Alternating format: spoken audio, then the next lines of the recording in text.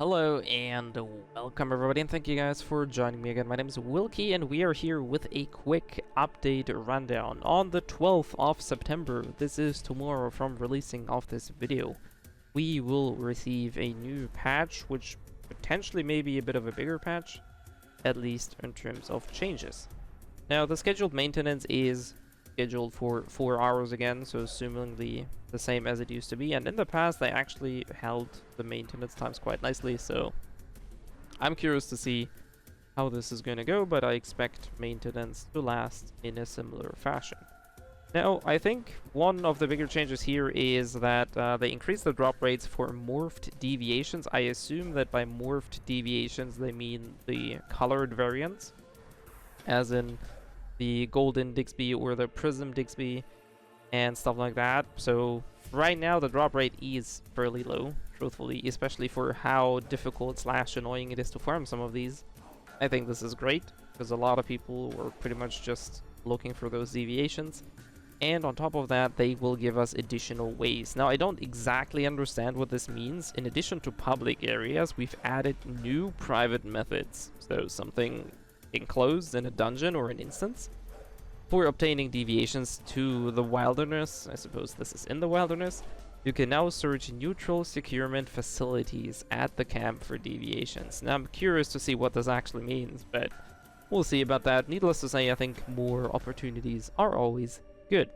Deviation drop rates during dungeon settlements have been increased, while securement silo acquisition methods remain unchanged. Now, as I said, I don't exactly know what this means, but securement silo and presumably also monoliths are unchanged.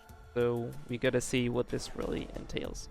There's a couple optimizations, but I think more importantly is this one here, that now in phase 3 of the Mana Boost and Evolution's Call, so for both PvE and PvP servers, there's a chance, I would like to see how much percentage, or what percentage we're talking about here, that regular public crisis events will transform into high-risk public crisis events when they refresh. In these events, you'll face stronger enemies, but you will also get more rewards. Curious to see how often this shows up and what exactly the greater rewards are.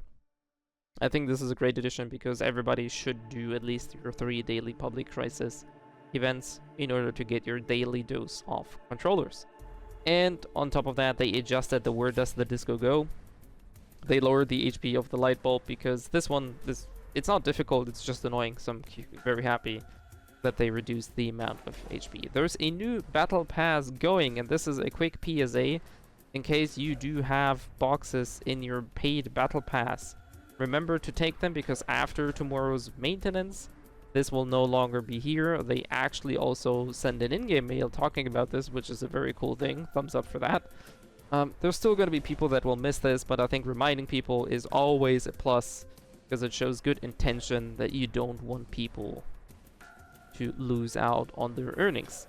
And this is a sneak peek preview of the new stuff. I don't know if this is only Battle Pass or also in the loot crates. This is probably Battle Pass as far as I understand, and Lightforge, these are loot crates, so there is more stuff in that coming. Now, as I mentioned, a couple optimizations and fixes. They adjusted some of super anomalies, which is pretty good, because especially the morphic crates are quite tedious for new players because you most likely won't have the weapon to deal with them, and they are very pesky and can kill you very easily. So there's that.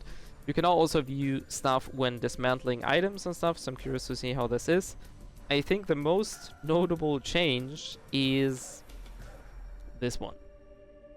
Fixed an issue with incorrect HP for Dr. Mannheim and the Mother of Life in the LEA research lab after the last update. So, with the update, or with the video that I uploaded earlier today, the run is a bit older than the video itself. This will no longer be the case, and I'm curious to see what their change is, like how much HP the bosses are going to have. So the quick 5 seconds skip Dr. Mannheim fight are probably no longer going to work. Same goes for the Mother of Life. There might be a tighter HP pool, or a bigger HP pool rather, for the Mother of Life. And that's it for a quick recap.